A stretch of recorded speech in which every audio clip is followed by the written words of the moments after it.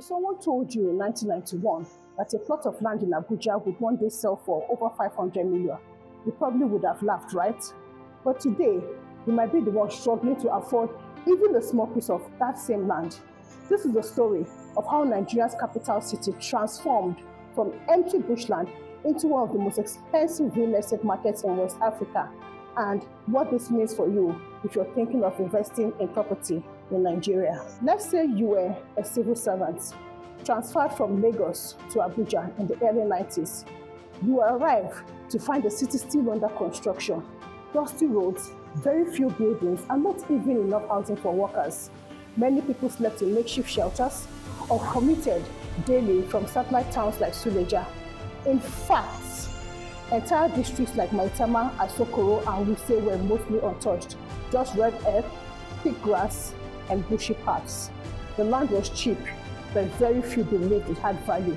It didn't look like the future. Abuja was declared Nigeria's new capital in 1976, but the real move from Lagos didn't happen until December 1991.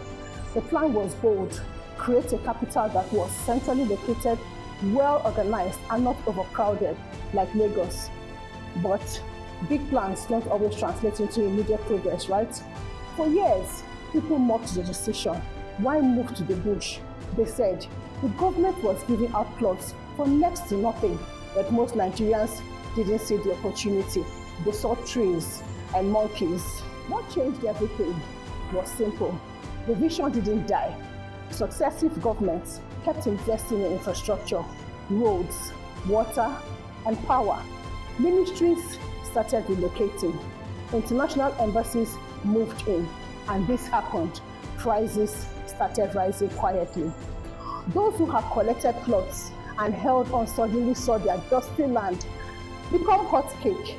By the early 2000s, the same land people once rejected was now attracting buyers from all over the country and even abroad.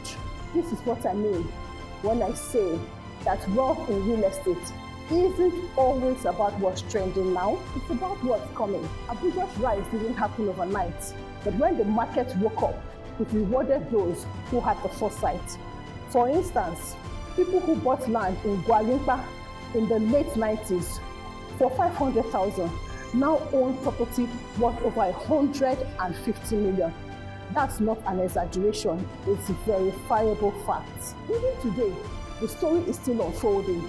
Areas like Jahi, Lokogoma, Katanpe, Extension, and Galadimawa, even Gwagwalada, are now going through the same transformation phase that Wuse and Gwalimpa went through 15 years ago. New roads are being constructed, private developers are moving in, and prices are already climbing. In 5 years, these prices may become the next can't afford zones. The only difference will be whether you bought something there or not. Let me explain how this affects you directly.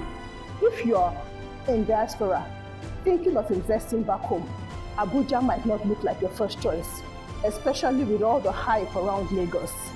But Abuja offers more structure, better planning, and massive growth potential if you understand how the market works. The earlier you get in, the more you stand to gain, just like those early buyers in the 1990s. See, it's not all rosy.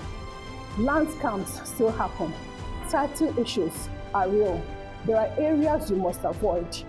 While knowledge is your best protection, understanding where Abuja came from and where it's going helps you to make smarter, safer investment decisions.